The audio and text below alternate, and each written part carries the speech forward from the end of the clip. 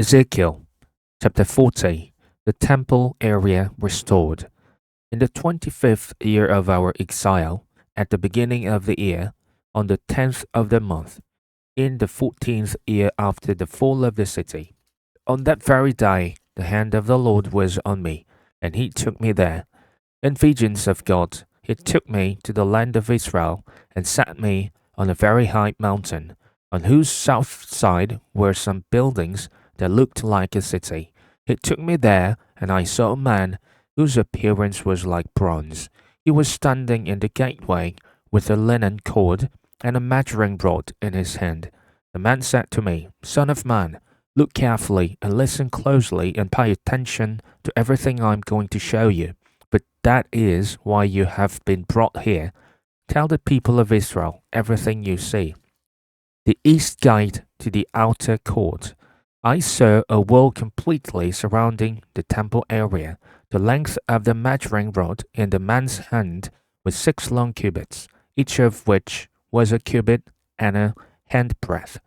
He measured the wall. It was 1 measuring rod thick, 1 rod high. Then he went to the east gate. He climbed its steps and measured the threshold of the gate. It was 1 rod deep. The alcoves for the guards were 1 rod long, 1 rod wide, and the projecting walls between the alcoves were 5 cubits thick. And the threshold of the gate next to the portico facing the temple was 1 rod deep. Then he measured the portico of the gateway. It was 8 cubits deep, and its jambs were 2 cubits thick. The portico of the gateway faced the temple. Inside the east gate were 3 alcoves on each side. The 3 had the same measurements, and the faces of the projecting walls on each side had the same measurements.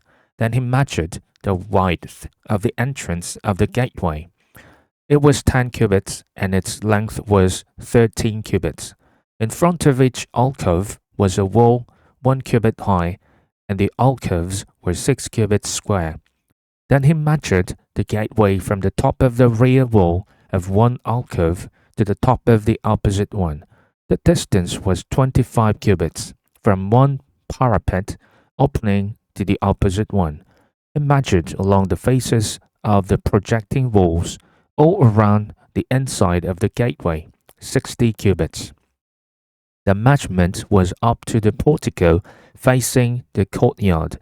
The distance from the entrance of the gateway to the far end of its portico was 50 cubits. The alcoves and the projecting walls inside the gateway were surmounted by narrow parapet openings all around, as was the portico. The openings all around faced inward.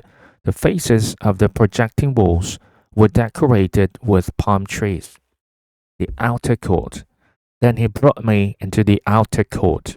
There I saw some rooms and a pavement that had been constructed all around the court. There were 30 rooms along the pavement. It abutted the sides of the gateways and was as wide as they were long. This was the lower pavement, and he measured the distance from the inside of the lower gate to the outside of the inner court. It was 100 cubits on the east side as well as on the north. The north gate. Then he measured the length and width of the north gate, leading into the outer court. Its alcoves, 3 on each side, its projecting walls, and its portico had the same measurements as though of the first gateway. It was 50 cubits long and 25 cubits wide.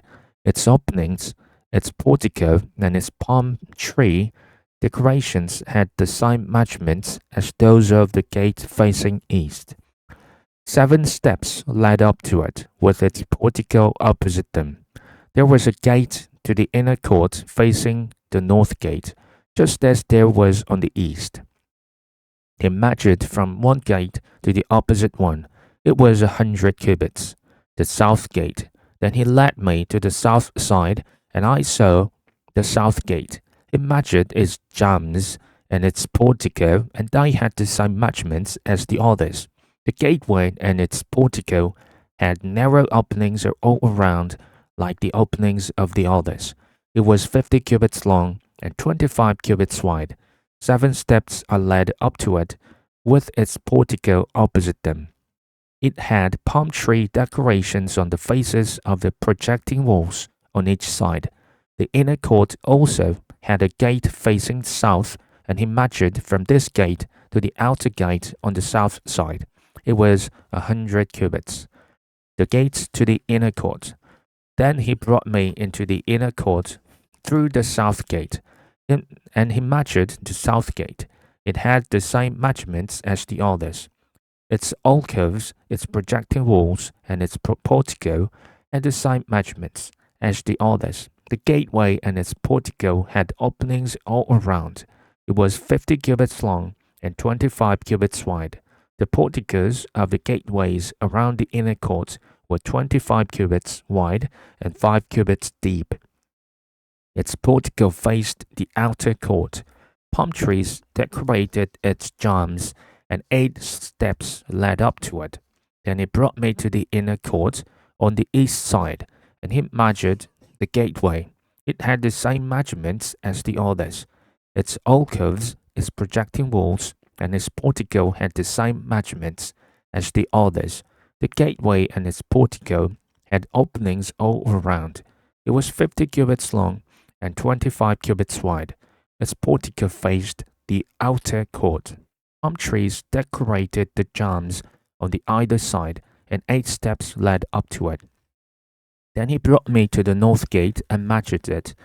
It had the same measurements as the others, as did its alcoves, its projecting walls, and its portico, and it had openings all around.